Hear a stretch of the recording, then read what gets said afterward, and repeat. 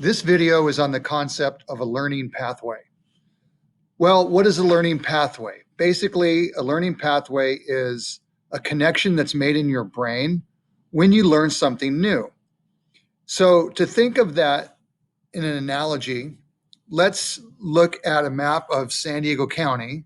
Here on the map, we have Vista and Oceanside, right? They're neighboring cities. Well, can you imagine like 100 years ago when hardly anybody lived here and it was mostly just trees and grass and hills? And in order for people from Vista to get to Oceanside and then from Oceanside back to Vista, there needed to be some sort of a connection made between the two cities. So those connections were most likely made with people who rode their horses to get from one town to another. And when they would do that, a pathway would start to be created. Maybe they would walk. You can see here that there's a dirt pathway that's clearly been carved out by people moving around. Maybe they were taking their horse and their cart.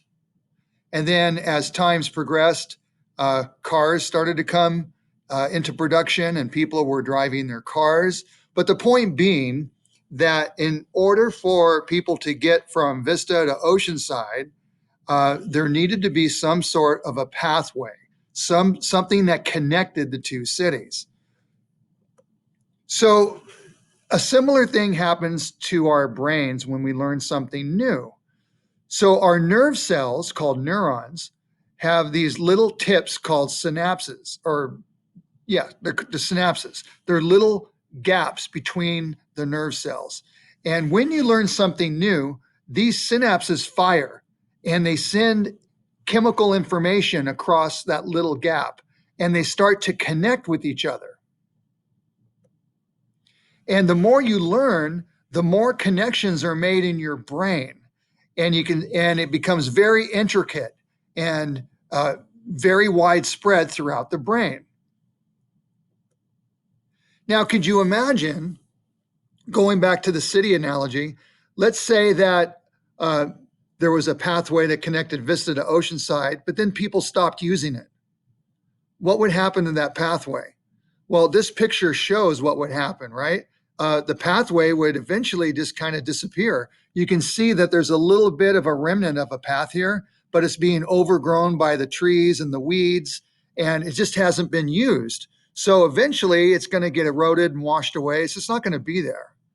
Well, a similar thing happens in our brain. When we learn something new, we need to keep practicing whatever it is we're learning. We need to keep honing our skills and getting better, because if we don't keep practicing, we're going to lose those connections. They're not going to stay. They're not going to be, because they're not being used. You see? So that's why if you're in band, that you need to practice your instrument. You just don't learn how to play a note and then you give up, right? Oh, okay, I learned it. I don't need to practice anymore. Well, no, that's not how it works, right? You got to keep practicing and keep establishing that learning pathway and don't let it go away. Same with reading and writing, with our learning our math facts and doing schoolwork, right? That's why practice and homework is so important, because we need to establish that learning and keep it established and then add to it. And so here you can see some softball players working on their hitting skills. You just don't hit a ball once and say, oh, okay, I've learned it. I'm time to move on. No, even the very best in the world, the professionals, they practice every day.